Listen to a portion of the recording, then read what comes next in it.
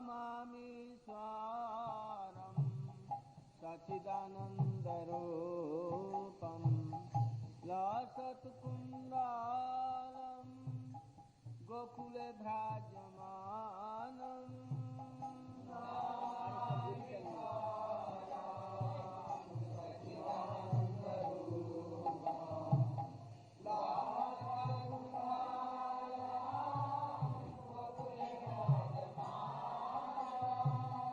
यशोदाभियोलुख लाघवमानम्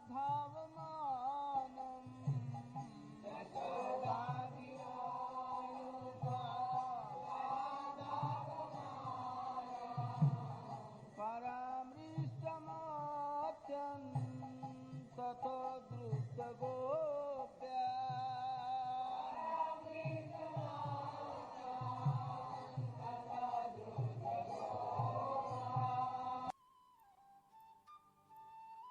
प्रथम श्लोक अनुवाद।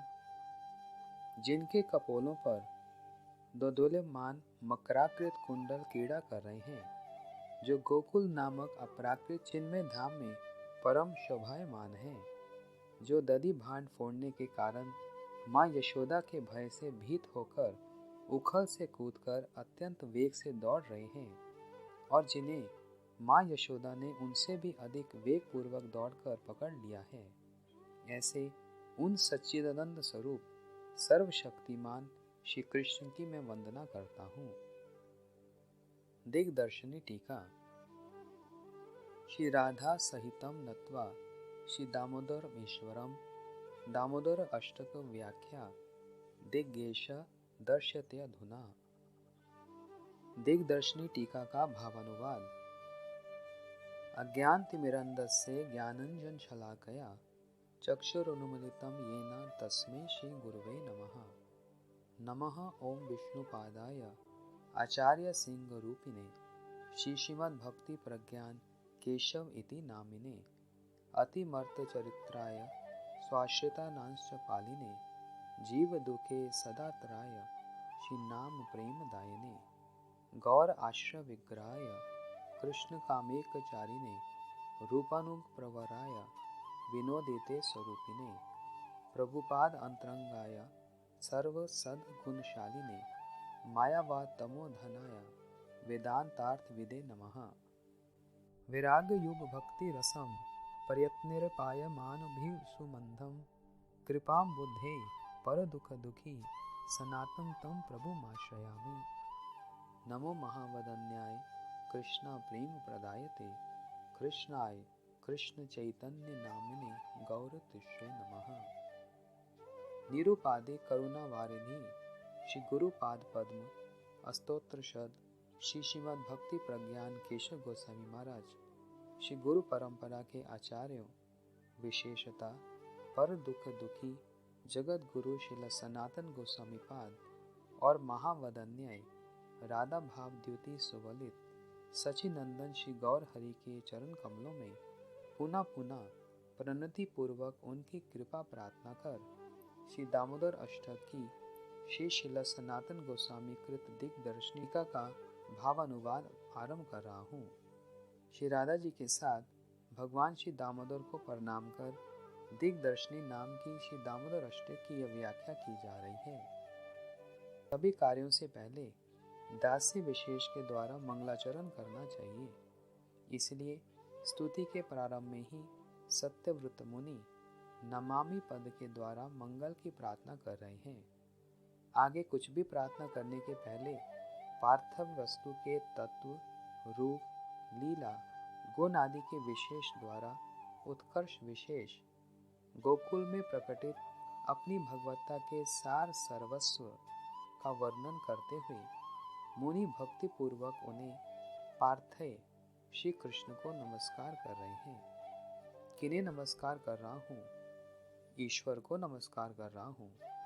यहाँ ईश्वर शब्द के 3 अर्थ हैं: सर्वशक्तिमान, जगत एकनाथ अथवा निज प्रभु। मैं सर्वशक्तिमान ईश्वर को नमस्कार कर रहा हूँ। इस अर्थ में स्तुति आदि करने के लिए शक्ति की प्रार्थना निहित है। मैं जगत के एकमात्र नाथ को नमस्कार कर रहा हूँ। इस अर्थ में वस्तु का परम वंदनीय होना सूचित होता है।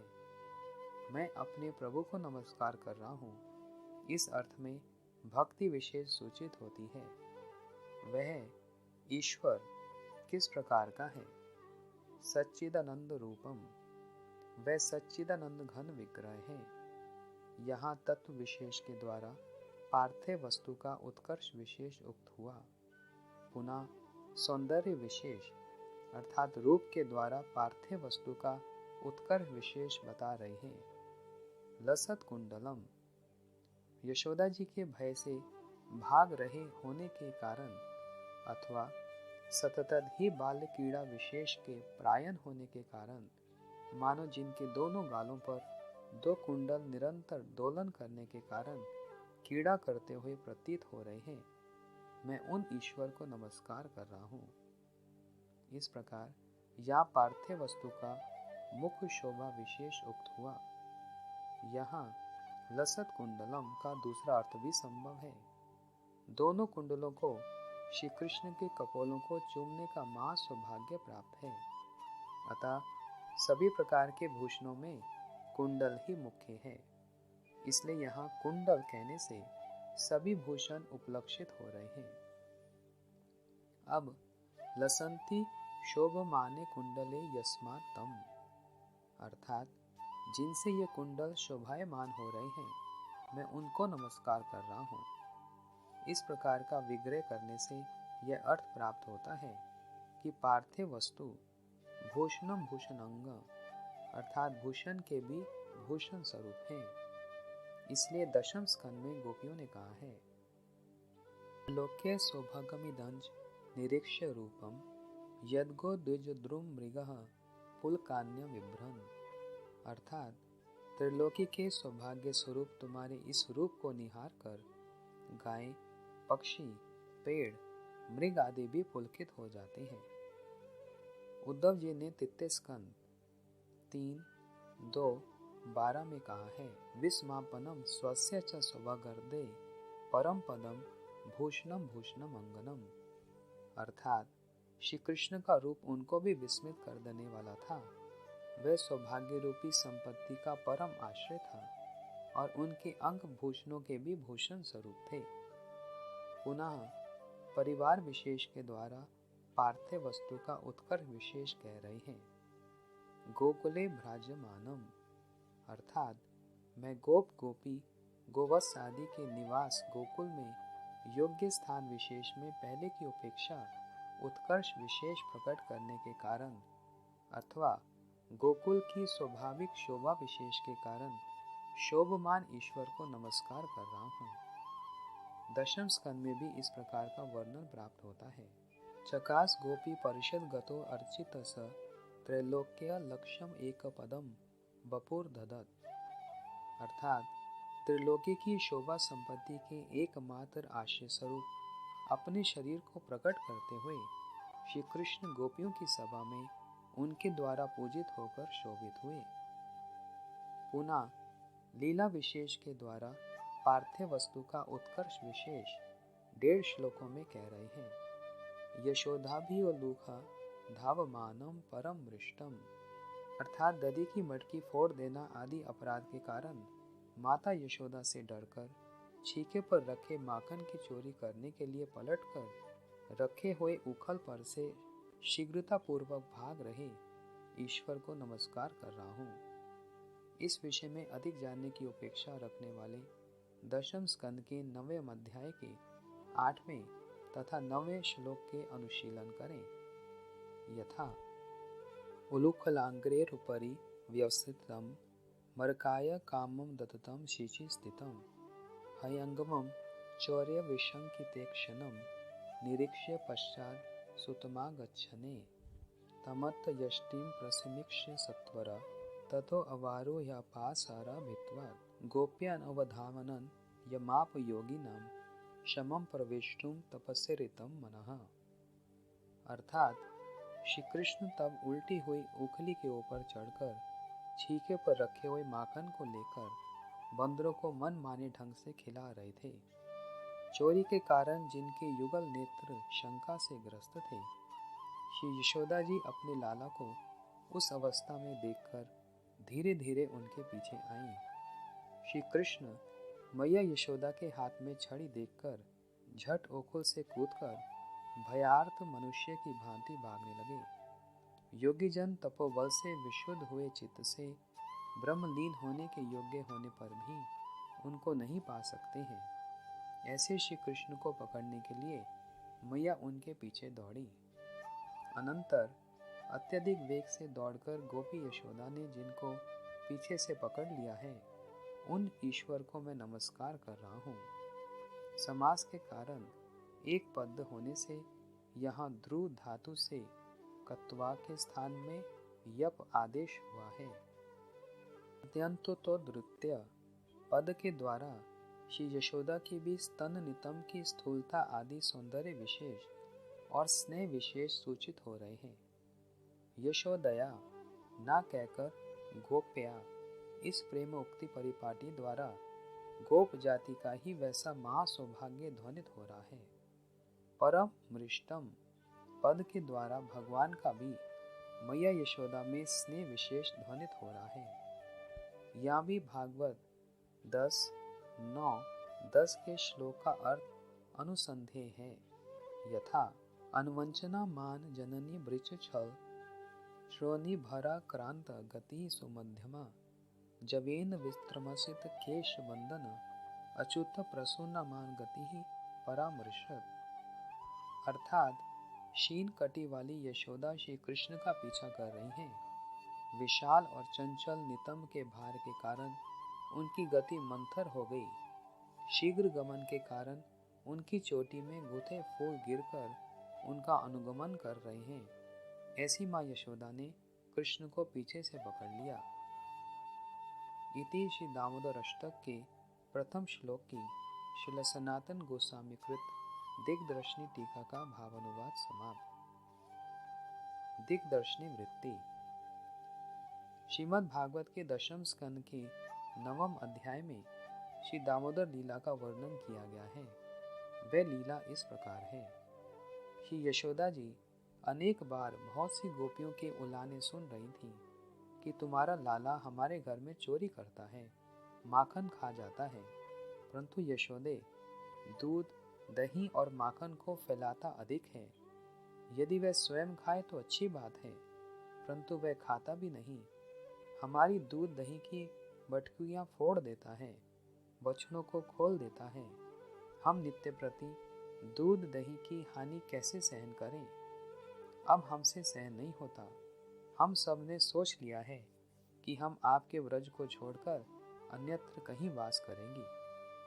प्रतिदिन के उलाने सुनकर मैया मन में विचार करने लगी कि क्या वास्तव में लाला को अपने घर का माखन रुचिकर नहीं लगता?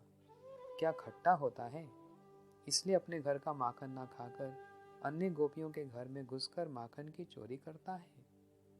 अतः आज स्वयं मैं अपने हाथों से अपने लाला के लिए माखन निकालूंगी। मेरे हाथों से निकला मीठा माखन अवश्य खाएगा। फिर वह दूसरों के घरों में चोरी करने नहीं जाएगा। दीपावली का त्योहार था। मैया ने घर के सभी सेवक सेविकाओं को अवकाश दे दिया। मंगला, गंगा, पिशंगी आदि पद्म गंधा गायों का दुग्ध स्वयं धोकर औटाया। फिर दूध को दही बनाने के लिए शीतोष्ण दूध में दही का जामुन देकर जमाया। भोर में दही को स्वयं मथने बैठी। दधि मंथन के समय अपने लाला के प्रेम में तन्मय होकर गान करने लगी। मथने की घर घर शब्द मृदंग के पिछले भाग का कार्य कर रहा था तथा अगले भाग से तान शब्द निकल रहा है, जिससे पूर्ण शब्द धिक तान निकलता है, जिसका अर्थ या भाव है। जो जीव श्री राधा कृष्ण का भजन एवं स्मरण नहीं करता, उनका जीवन पशु के समान है तथा उसे धिक्कार है। मैया की चूड़ियों की झंकार करताल का कार्य कर रही है। मैया भाव में विभोर होकर गा रही है। उलूखले संभृतताण्डुलश्च संघटयन्तो मुसले प्रमुक्ता गायन्ति गोप्यो जनितानुरागा गोविंद दामोदर माधवेति। श्री गोविंद दामोदर स्तोत्रम 4। इधर मैया तो अपने गान रस में प्रमत्त हैं, उधर वात्सल्य प्रेम के भिखारी मैया के लाल कन्हैया माँ के प्रेम भरे संगीत को श्रवण कर अपने को नियंत्रित नहीं कर सके। सोचने लगे कि माँ प्रतिदिन मुझे लोरियां गाकर बड़े लाड से जगाती है, किंतु आज मुझे जगाने नहीं आई। मुझे बड़ी भूख लगी है। आत्मराम और आत्मकाम सर्वेश्वर प्रभु को भूख लग गई। वे मैया का दुग्ध पान करने के लिए जोर जोर से रोने लगे। धन्य है प्रभु, किंतु आज श्री श्याम सुंदर का रोना मैया के अगाध वात्सल्य समुद्र में न जाने कहाँ समा गया। मैया उसका रोना सुन न सकी। वह कीर्तन में अत्यंत संलग्न थी। अंत में कन्हैया बड़ी कठिनाई से पेट के सहारे अपनी शैया से उतरे। आंखों को मलते हुए रोते रोते मतवाले हस्ती के समान लड़खड़ाते हुए किसी प्रकार से अपनी मैया के पास पहुंचे और चलती हुई मथानी का दंड पकड़ लिया। दंड के रुकने से मैया का ध्यान भंग हुआ। अपने निकट लाला को देखकर झट अपनी गोद में बिठा लिया और उसे स्तनपान कराने लगी। अपने लाला कन्हैया को देखते ही मैया के अंग में अष्ट सात विकार उत्पन्न होने लगे और वात्सल्य रस का विशेष भाव अर्थात स्तनों से दूध भी झरने लगा। यहाँ भक्ति रसामृत सिंधु के अनुसार वात्सल्य रस के विषय अवलंबन बाल कृष्ण है, आश्रय अवलंबन माँ यशोदा है।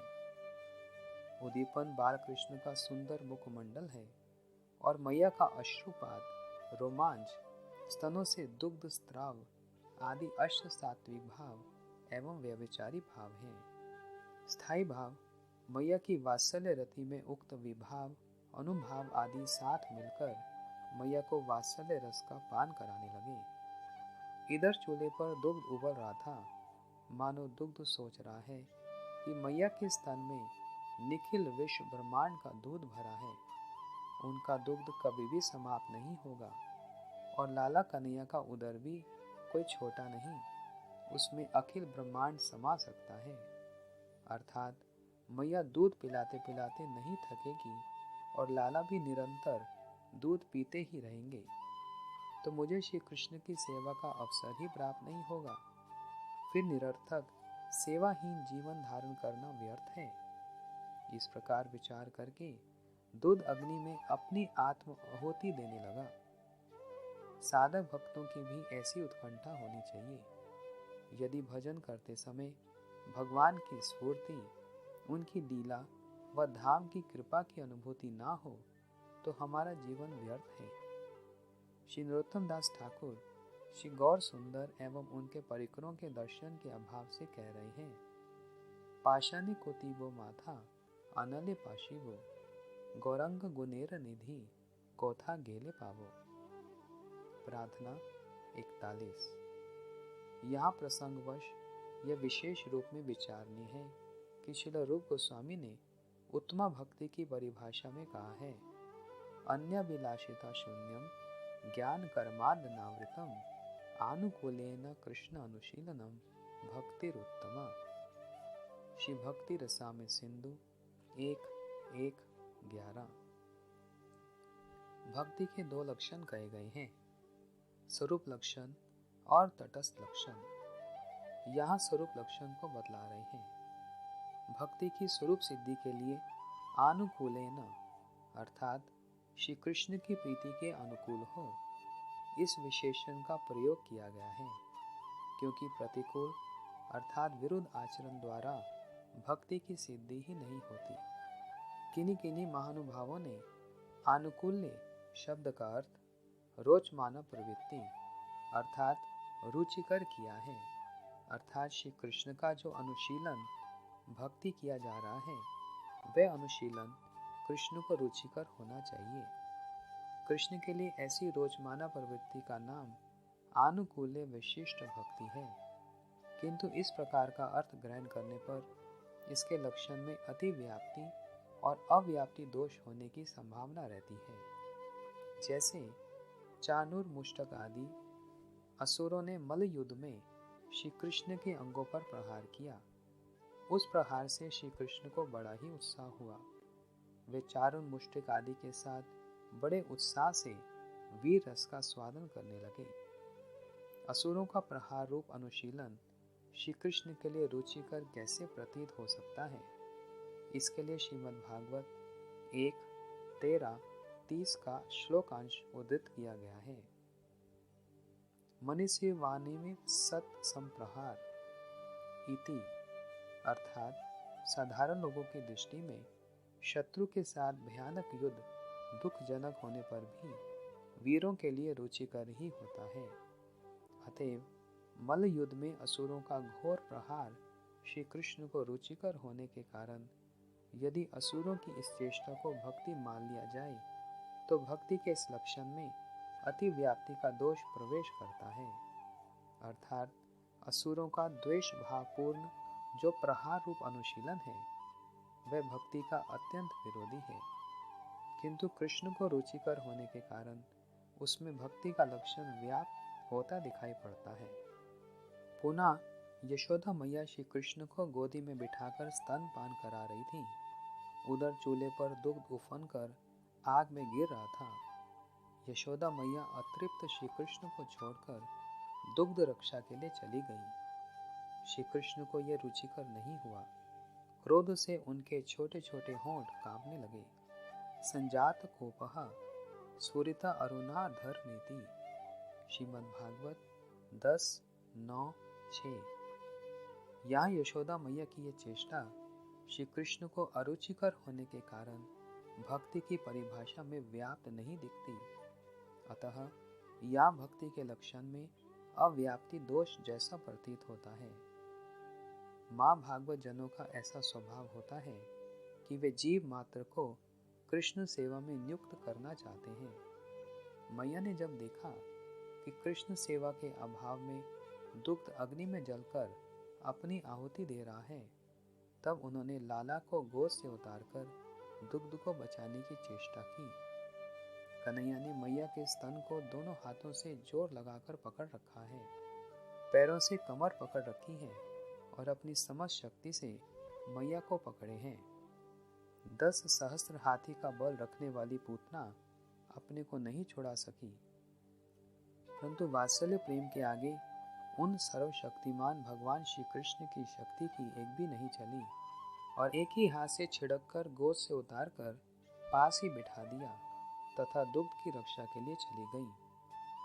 इसमें सिद्धांत ये है कि श्री कृष्ण का मैया के प्रति प्रेम और यशोदा मैया का श्री कृष्ण के प्रति प्रेम, इनमें यशोदा मैया का प्रेम बहुत ही अधिक है एवं श्री कृष्ण इसी प्रेम के वशीभूत हैं। इसी ममतामय प्रेम के सम्मुख सर्वशक्तिमान भगवान की समस्त ऐश्वर्य शक्ति पराजित हो जाती है। यहाँ एक और सिद्धांत विचारणीय है। ब्रज में पूर्णतम रूप से ऐश्वर्य प्रकाशित होने पर भी वह ब्रज लीला के अतल माधुर्य सागर में डूबा रहता है, अर्थात ब्रज का माधुर्य पूर्ण रूप से प्रकाशित ऐश्वर्य को भी अपने अंदर क्रोड़ीभूत कर लेता है। मैया ने दुग्ध को ठंडे पानी के छींटे देकर सांत्वना दी कि तुम्हें अभी कृष्ण की सेवा में नियुक्त कर रही हूँ, तुम इस प्रकार से प्राण मत त्यागो। इधर कन्हैया क्रोध से तिलमिला उठे, पास में रखे हुए लोड़े से मटकी की पैंदी में मारकर छेद कर दिया, जिससे उसमें भरा हुआ दधी निकलकर फैलने लगा। उस समय वे बड़े आश्चर्य से मटके से तरल दधी के प्रवाह को देखने लगे, किंतु उसे देखकर मैया की याद आई, इसलिए वे डरकर एक घर में घुस गए जिसका दरवाजा बाहर की ओर भी था। घर के भीतर छीके में रखे माखन को देखकर मन ललच गया। पास ही उल्टे रखे हुए ओखल पर चढ़कर मटकी से माखन निकालकर खाने लगे तथा कौवों और बंदरों को भी खिलाने लगे। उधर मैया ने वापस आकर देखा कि दधी भांड फूट गया है, जिसमें से तरल दही की धार बह रही है। मैया समझ गई कि यह करतूत मेरे सपूत की ही है। श्रीला विश्वनाथ चक्रवर्ती ठाकुर श्रीमद् भागवत 10:9 7 के श्लोक की टीका में कहते हैं कि मटके के फोड़ने में बड़ी चतुराई है, अर्थात ना फोड़ने में शब्द, ना आभूषणों का शब्द और ना ही अन्य गृह में ओखली पर चढ़कर माखन लेने में शब्द। तो यह करतूत मेरे सबूत की ही है। जमीन पर फैले हुए तरल दही पर नन्हे नन्हे पैरों की छाप, माखन की सुगंध आदि से मैया ने सहज ही अनुमान लगा लिया कि लाला इसी घर के भीतर गया है। उन्होंने झांक कर श्री कृष्ण को ओखली पर चढ़कर नवनीत चुराते देखा।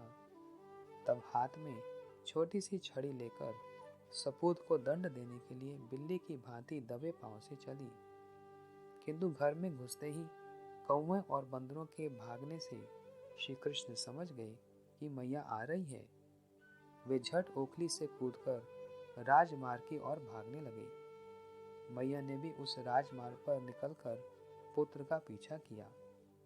मैया के कुछ स्थूल श्यामल अंगों पर रेशमी वस्त्र फहरा रहे हैं, केश में सुंदर सुगंधित पुष्प गुथे हैं। मैया के द्रुत गति से दौड़ने पर वेणी से पुष्प गिरने लगे, मानो पुष्प कह रहे हों, मैया तू अकेली नहीं है, हम भी तेरा साथ दे रहे हैं, झट पकड़ लो। कृष्ण के दौड़ने की गति से मैया की दौड़ने की गति तीव्र है और उसी तीव्र गति से मैया ने कृष्ण के पृष्ठभाग को पकड़ लिया। यदि श्री कृष्ण को पाना हो तो श्री कृष्ण के प्रति हमारा जो प्रेम है वह कृष्ण के प्रेम से अधिक होना चाहिए, तभी श्री कृष्ण को वशीभूत किया जा सकता है। प्रेम भी विश्वम भाव से लौकिक सद्बंधुवत करना होगा, जैसा कि ब्रजवासी एवं उनकी स्त्रियों का श्री कृष्ण के प्रति स्वाभाविक रूप में प्रेम है। ऐश्वर्य मिश्रित प्रेम से श्री कृष्ण को प्रसन्न तो किया जा सकता है, किंतु वशीभूत नहीं। हाँ, यहाँ मैया श्री कृष्ण को लौकिक सद्बंधुवत पुत्र मानकर उन पर शासन कर रही हैं। अन्य सभी स्थानों पर श्री कृष्ण सेव्य हैं, किंतु ब्रज में ब्रजवासी जन सेव्य हैं तथा श्री कृष्ण सेवक हैं।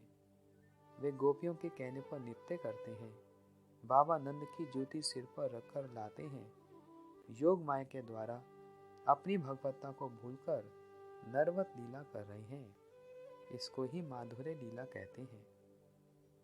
श्री कृष्ण की ब्रज लीलाएं ऐश्वर्य से परिपूर्णतम हैं, किंतु ब्रजवासियों का प्रेम उनसे शिथिल नहीं होता, बल्कि उनके प्रेम का नवीन नवीनकरण मधुर से सुमधुर बना देता है।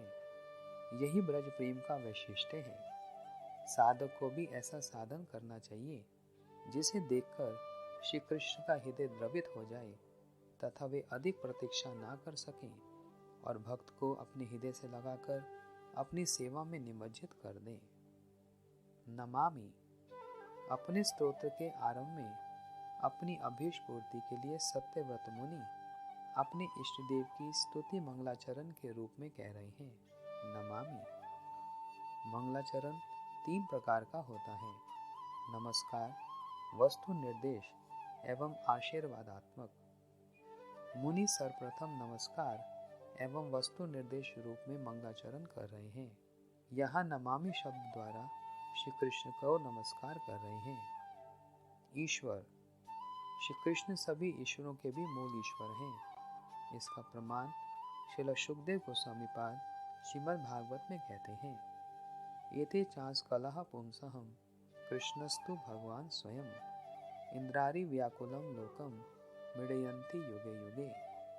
श्रीमद् भागवतम 1:3-28। पहले जिन अवतारों का वर्णन किया गया है उनमें कोई कोई पुरुष अवतार कारण और वशाई महाविष्णु के अंश हैं और कोई कोई आवेश अवतार हैं। ये सब अवतार असुरों द्वारा उत्पीड़ित जगत की रक्षा के लिए प्रत्येक युग में अवतरित होते हैं, किंतु ब्रजेंद्र नंदन श्री कृष्ण स्वयं भगवान हैं। अवतारों के मूल आद्य पुरुष हैं। माँ विष्णु श्री ब्रजेंद्र नंदन श्री कृष्ण के अंश हैं। हमारे संप्रदाय के आदि गुरु श्री ब्रह्मा जी ने अपनी स्तुति में कहा है, ईश्वरा परमः कृष्णः सच्चिदानंद विग्रह अनादिरादिर गोविंदः सर्व कारणम कारणम। ब्रह्म संहिता 5:1। सत, चित और आनंदमय विग्रह श्री कृष्ण ही सर्वेश्वरेश्वर हैं। वे स्वयं रूप अनादि एवं सर्व विष्णु और वैष्णव तत्व के आदि तथा सर्व कारणों के कारण हैं। सच्चिदानंद, समस्त जगत के वंदनीय, समस्त ईश्वरों के ईश्वर, मूल अवतारी श्री कृष्ण ब्रज में नंद बाबा, यशोदा मैया और अन्य गुरुजनों की वंदना करते हैं। सखाओं के साथ खेल में हार जाने पर भी परम आनंदित होते हैं।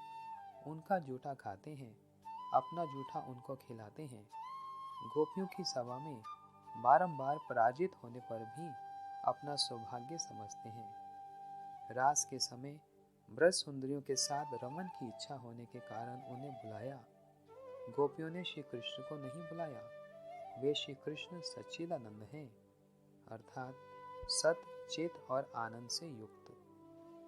सत अर्थात सत्ता, नव किशोर नटवर श्री कृष्ण की स्वाभाविक सत्ता है।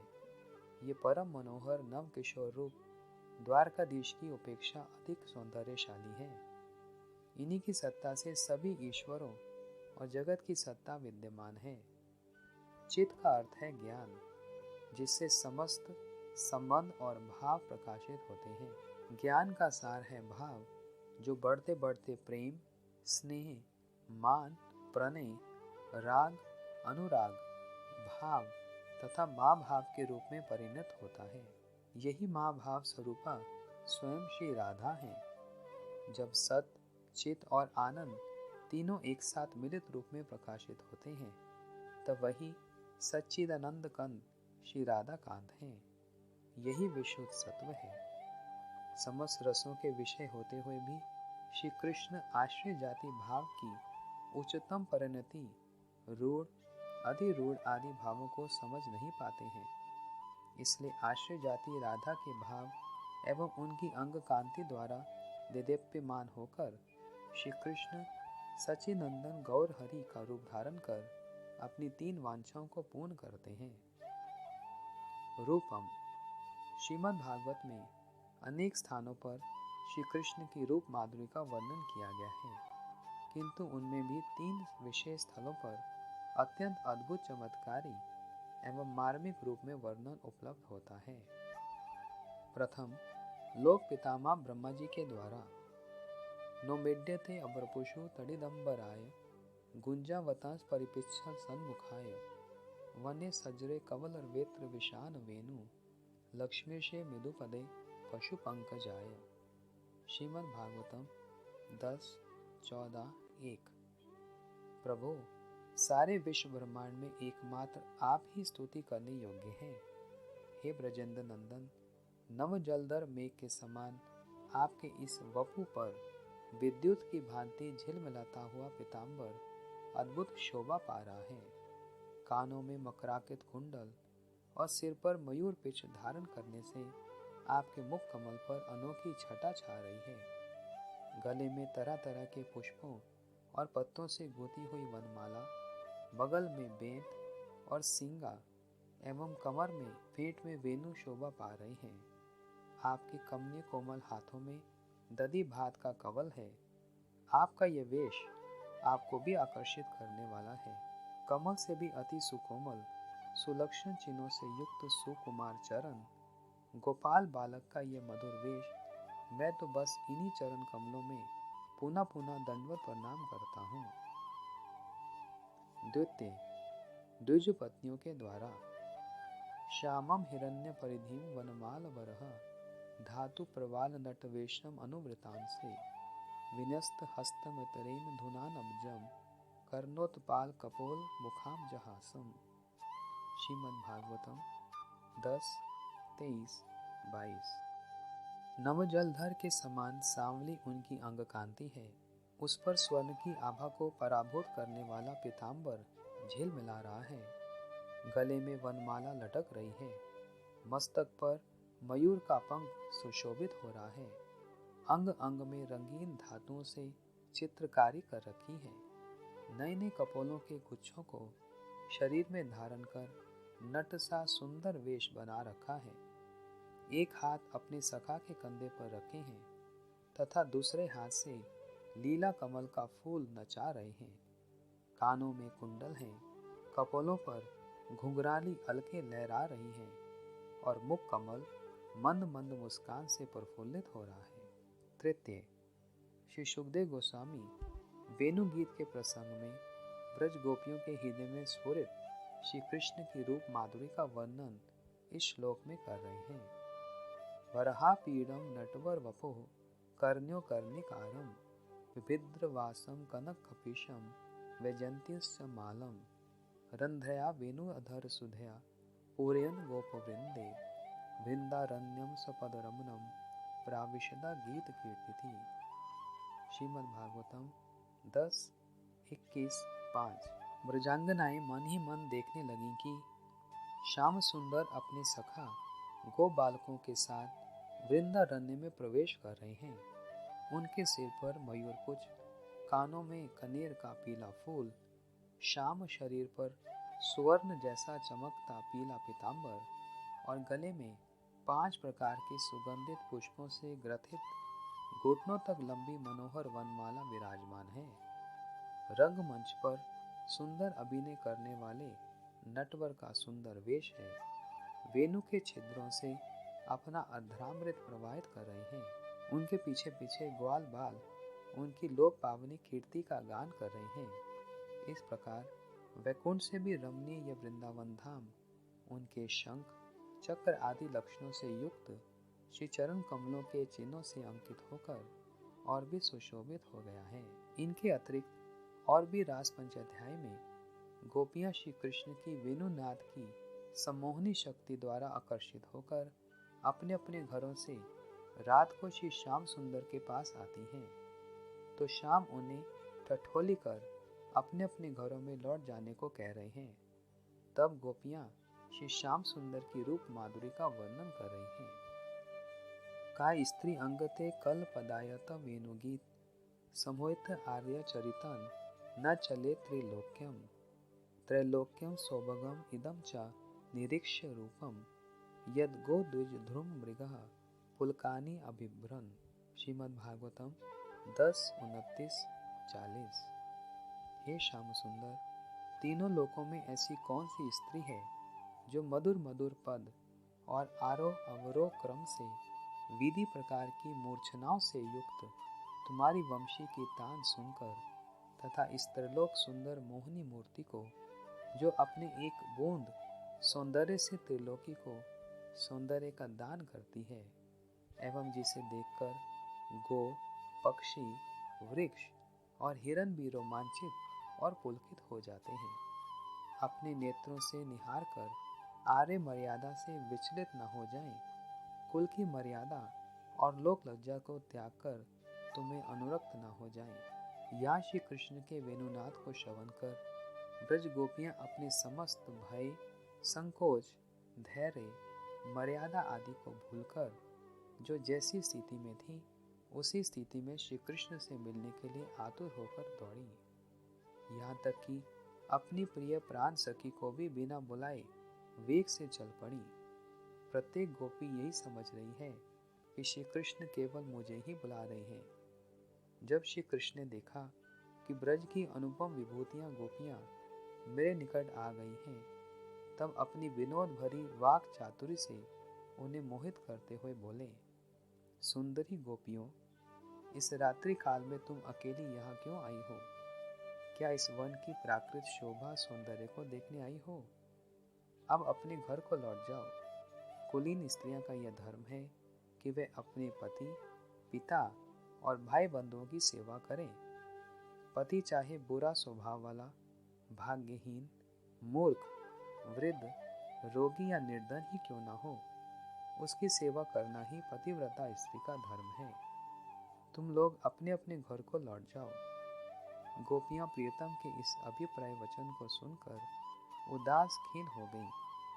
फिर कहने लगी, प्यारे श्याम सुंदर, तुम्हारा उपदेश ठीक है, किंतु इस उपदेश के अनुसार तुम हमारे गुरु हुए तथा गुरु सेवा ही सर्वप्रथम करनी चाहिए। अब आप हमारी सेवा ग्रहण करें। अब तक हमारा चित्त घर के कार्यों में लगता था, किंतु तुमने वह चित्त चुरा लिया। अब हम घर में कैसे लौटें? श्री कृष्ण जब अपनी प्रकट लीला का संगोपन कर रहे थे, तब उन्होंने उद्धव जी को बुलाकर कहा कि मेरे चले जाने के बाद तुम पृथ्वी पर भागवत धर्म का प्रचार करना। तुम्हें पृथ्वी पर छोड़कर जा रहा हूँ। श्री कृष्ण के चले जाने पर वीरे में विवल होकर उद्धव ब्रज में आ रहे थे।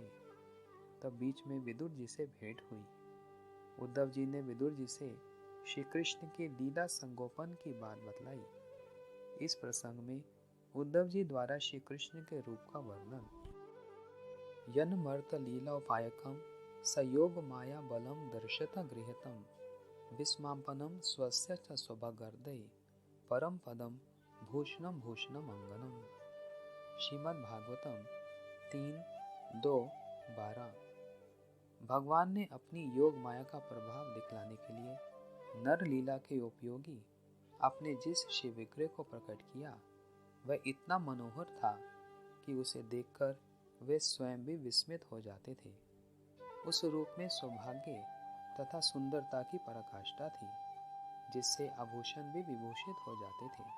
और भी देखिए, रास के समय श्री कृष्ण के अंतर्ध्यान होने पर गोपियां वीरे में विलाप करती हुई कीर्तन कर रही थीं। विलाप में कीर्तन सुनकर श्री कृष्ण अपने आप को रोक नहीं सके और गोपियों की सभा में प्रकट हुए। जिस समय वे प्रकट हुए, उस समय उनका कैसा सौंदर्य था, उसका वर्णन श्रील शुकदेव गोस्वामी कर रहे हैं। तासम अभिभूत शौरी स्मेयमानम मुखाम्बुजा पीताम्बर धर स्रग्वी साक्षात मनमथ मनमथ। श्रीमद् भागवतम 10:32-2। उनका मुख कमल मंद मंद मुस्कान से खिला हुआ था। गले में वैजंती माला सुशोभित हो रही थी। पीताम्बर धारण किए हुए थे। उनका रूप क्या था? सबके मन को मथ डालने वाला, कामदेव के मन को भी मथने वाला था। यहाँ पीताम्बर धरह अर्थात गोपियों का वीर्य देखकर श्री कृष्ण अपने पीताम्बर से उनके अश्रु पहुँच रहे हैं। प्रियजनों को इतना कष्ट दिया, यह अनुभव करके स्वयं को अपराधी मान रहे हैं और अपराध क्षमा प्रार्थना के लिए पीताम्बर को मुख में दबा लिया, मानो तृण दबा रखा हो। श्री कृष्ण की उस समय की छवि ऐसी थी कि कोटि कोटि कामदेव के मन को भी मथने वाली थी। यहाँ श्री शुकदेव गोस्वामी गोपियों के भाव में विभावित होकर अपने बाह्य स्वरूप को भूल गए। अत्यंत झुंझलाते हुए उन्होंने श्री कृष्ण के लिए शौरी शब्द का प्रयोग किया कि तुम क्षत्रियों के समान कठोर हो, गोप वंश के कोमल हृदय वाले नहीं हो, नहीं तो हम सब गोपियों को छोड़कर नहीं जाते। गोपियों के मध्य श्री कृष्ण अपने अस्मौद रूप में समस्त शोभा को प्रकाशित करते हुए प्रकट हुए। गोपियां पूर्ण रूप से श्री कृष्ण प्रेम से लबालब हैं। भगवान के सौंदर्य का निखार उनके परिकरों के हृदय स्थित प्रेम के कारण होता है। परिकर जितने श्रेष्ठ होंगे, उनकी रूप माधुरी का प्रकाश भी उतना ही अधिक होगा। श्रील शुकदेव गोस्वामी अधिक स्पष्ट रूप से वर्णन करते हैं। चकास गोपी परिषद गतो अर्चितस त्रैलोक्य लक्ष्यमय पदम वपुर ददत। श्रीमद् भागवतम 10:32-14। सहस्त्र सहस्त्र गोपियों के बीच में उनसे पूजित होकर भगवान श्री कृष्ण बड़े ही शोभ्यमान हो रहे थे। तीनों लोकों में, तीनों कालों में जितना भी सौंदर्य प्रकाशित होता है, वह सब तो भगवान के बिंदु मात्र सौंदर्य का आभास मात्र है। वे उसके एकमात्र आश्रय हैं। श्री नारायण में भी सौंदर्य है। उस रूप से आकर्षित होकर लक्ष्मी दिन रात उनकी श्री चरण सेवा में लगी रहती है, किंतु हृदय में श्री कृष्ण माधुरी का स्मरण होते ही श्री कृष्ण की रूप माधुरी को देखने की लालसा होती है। सोचती हैं, रास में तो प्रवेश नहीं मिलेगा, दूर से ही रास लीला का दर्शन करूंगी। इसका क्या कारण है?